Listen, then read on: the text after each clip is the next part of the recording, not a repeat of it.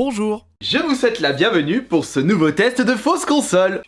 Comme promis aujourd'hui, on va s'intéresser à une autre fausse console de luxe. Si vous vous souvenez bien du précédent épisode, j'avais pu récupérer deux fausses consoles qui coûtent plus de 100 €. J'avais pu tester justement celle de la semaine dernière qui était de très bonne qualité. Je ne pensais pas qu'on pouvait atteindre une aussi grande qualité pour une console non officielle. Et justement aujourd'hui on va tester celle que j'avais pu récupérer à la même enseigne. Bon, c'est vrai qu'on peut pas considérer ça comme une fausse console puisque il y a du travail derrière, ça ressemble pas à une console qui existe déjà, mais vous savez, lorsque je mets fausse console, vous savez à l'avance ce que vous allez voir comme contenu sur cette chaîne. Il s'agit en réalité d'une fausse Game Boy qui ressemble à un morceau de bois. non, je caricature complètement cette fausse console. Ce que je peux déjà vous dire, c'est qu'il s'agit d'une fausse console, enfin...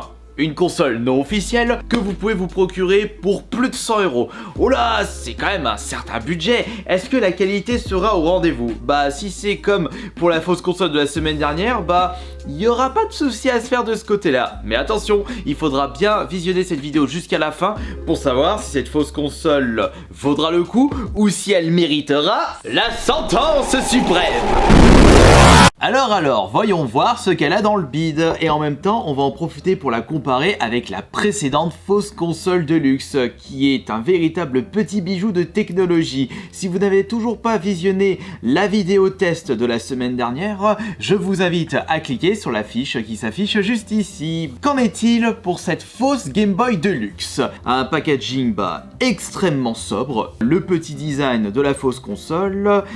Il s'agit du modèle RG351V, le contenu du paquet avec la console, le câble de recharge ainsi que la notice. Il y a très peu d'informations sur le packaging, mais vous savez, on a eu exactement le droit au même bazar avec la précédente fausse console et on s'est retrouvé avec la meilleure console non officielle testée à ce jour sur cette chaîne YouTube.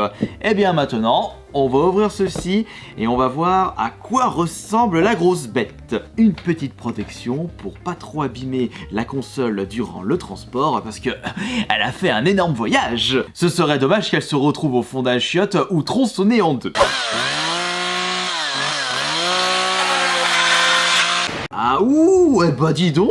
Ah mais regardez-moi ce gros pâté là. On se retrouve limite avec la même taille que la Game Boy Frigo. Enfin non, je crois que j'abuse un petit peu. Déjà, on peut voir qu'elle est plus grande que la Game Boy Color, mais concernant la Game Boy Frigo, j'ai un petit doute. On va vérifier ça tout de suite. Oh, la sacoche officielle Pokémon. Ça c'était Pokémon Argent avec Lugia, pardon. Et là voici la Game Boy Frigo. Mais déjà en termes d'épaisseur, je crois que celle-ci, elle bat la fausse console. Mais en termes de taille et surtout taille écran, il n'y a pas photo. Elle arrive même pas au petit doigt de son pied. Évidemment, elle est protégée par un tout petit film plastique, super satisfaisante, très bien pour faire une vidéo ASMR. Elle est très lourde cette console. Elle est très lourde. Non mais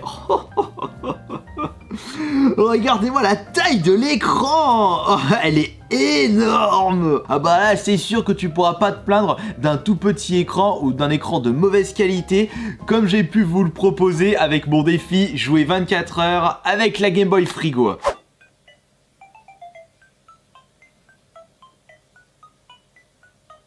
Regardez la petite taille de l'écran c'était également un écran pas du tout ergonomique à l'heure d'aujourd'hui. Bon, c'est une console qui est sortie fin des années 80, début des années 90. Maintenant, on peut se taper 30 ans plus tard des consoles de très grande qualité. Regardez la différence de taille pour l'écran. Oh, incroyable. En ce qui concerne les boutons, eh bien c'est bien simple. On a exactement les mêmes boutons, c'est-à-dire croix directionnelle, bouton Start, Select, A et B, mais ils ont rajouté Y et X, mais également un petit joystick juste là. Autre détail que je n'ai pas remarqué, nous avons la présence des boutons R1, R2, L1 et 2 juste ici. Malheureusement, à défaut, on n'a pas l'emplacement pour pouvoir mettre des cartouches officielles. De toute façon, cette console non officielle n'est pas adaptée pour accueillir vos cartouches originales de la Game Boy Color, voire de la Game Boy Advance. Pour ceux qui sont un petit peu trop jeunes et qui n'ont pas connu l'époque des Game Boy, c'est-à-dire début, milieu des années 90, regardez la différence entre la Game Boy Frigo et la Game Boy Color. Et entre temps on avait eu le droit à la Game Boy Pocket, mais également à la Game Boy Light, c'est-à-dire une Game Boy qui était rétro-éclairée, mais bonjour la bouffeuse de piles. On peut voir une sacrée différence, une sacrée amélioration. Celle-là elle fait beaucoup moins gros pâté, mais elle a conservé son gros cul. Et si on fait une petite comparaison entre cette nouvelle fausse console de luxe et l'ancienne, eh bien l'ancienne est beaucoup plus lourde. La récente est plus grande, mais moins lourde. Et nous avons quoi pour terminer? L'enceinte ici, bah même emplacement que la Game Boy Frigo. Non mais vraiment, regardez-moi là, c'est vraiment similaire. Le joystick, on a deux entrées USB-C, une entrée pour pouvoir brancher un casque. Et sur le côté, on doit avoir un petit emplacement pour une carte mémoire. On a le power, on doit très certainement avoir le volume. Ah non, je pense que le volume, ça doit être là. Non, ce sont des cartes. Ah, c'est où déjà du coup pour régler le volume? Ah non, c'est là, regardez. C'est juste ici. Plus et moins. Maintenant qu'on a fait le tour, qu'en est-il de la prise en main? Ah, je remarque que la croix directionnelle est un petit peu solide.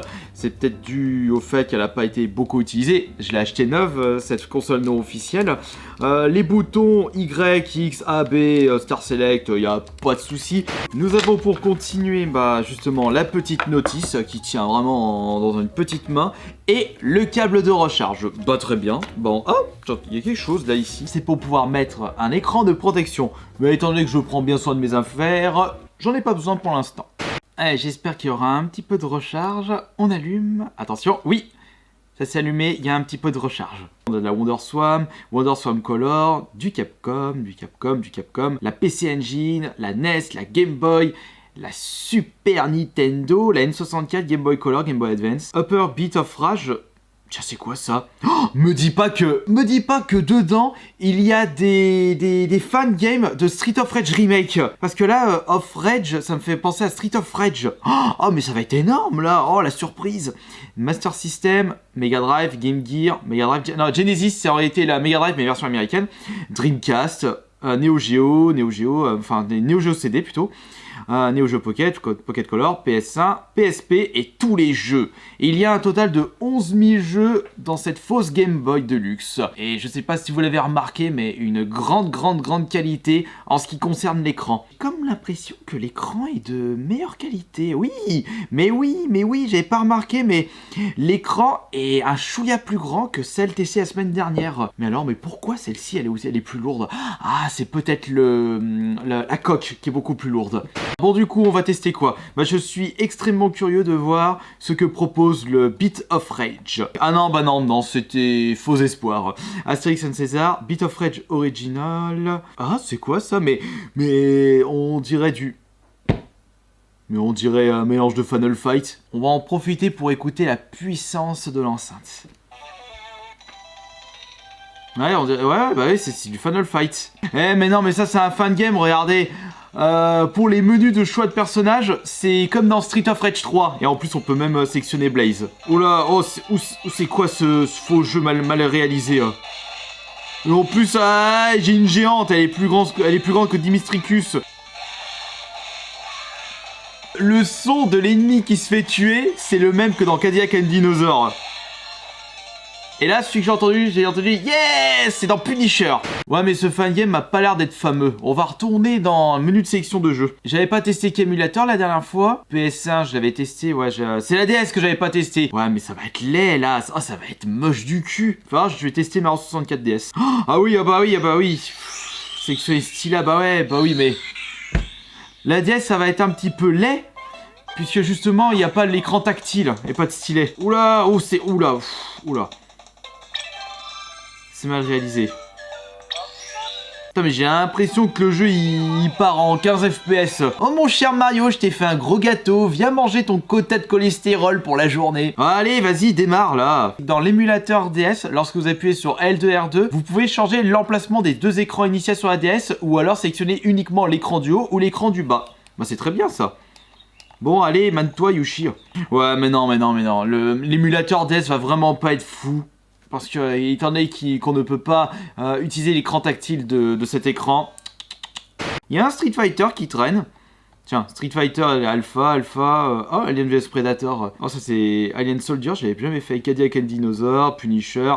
Oh, UN Squadron. Oh, ce jeu, comme il était bon. J'ai passé beaucoup de temps sur la version Super Nintendo, mais je l'avais jamais terminé parce que j'arrivais pas. Ah, là, on a le magasin. Ah, mais ah, c'était pas pareil, là, la version Super Nintendo. Oh là, magnifique. Non, mais ce jeu, ce shoot 'em up, il est magnifique. C'est vrai que j'ai eu ma petite période de shoot 'em up à l'époque. Attention. Ah, j'ai plus de vie.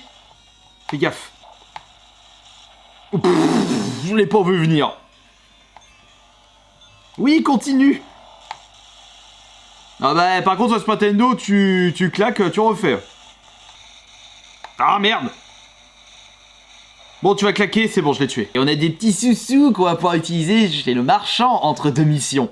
Allez, un petit dernier pour la route. Est-ce que je vais pouvoir retrouver le jeu PC Engine que j'avais pu tester dans une convention? C'était un jeu de shoot avec un personnage possédant des lunettes nous faisant rappeler un peu Cool Spot. Et on dirait Krillin, un Krillin qui vole. Ah, ça je le reconnais, c'est The Kung Fu. C'est l'unique jeu que je possède dans ma collection PC Engine. Ah, putain, là-bas, j'ai pas accès. Hein. Bon alors, bah il est où ce trou de balle?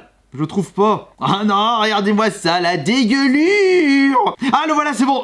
C'est celui-là. Je le reconnais. C'est Punky Cyborg. Voilà, j'ai reconnu. Comme quoi, c'est important de proposer aux joueurs des personnages, des héros, des protagonistes assez charismatiques qui nous permettent de s'en souvenir, sans même connaître le nom du jeu. Bon, par contre, tout est en japonais. On va sélectionner, on va faire ça comme ça. Au moins, l'avantage des jeux de shoot, c'est que ce sont des jeux simples à comprendre, mais compliqués en ce qui concerne la prise en main. Ce sont des jeux exigeants, pour ceux qui aiment bien la difficulté. Et celui-là, il est bien coloré. Et je crois que j'étais arrivé au 3e ou au 4e monde à la Japan Touch, je me souviens plus vraiment. Et hop, des points supplémentaires. Ah, j'ai récupéré un bonus, on dirait un gros pote à pouf qui attaque avec moi. Ouais, c'est quoi ces créatures sorties de Megaman? Ouais, attention, voilà le boss. Vas-y, fume-le. Ah, tain, c'est lui qui m'a fumé, là, il m'a touché. C'est bon, on l'a détruit.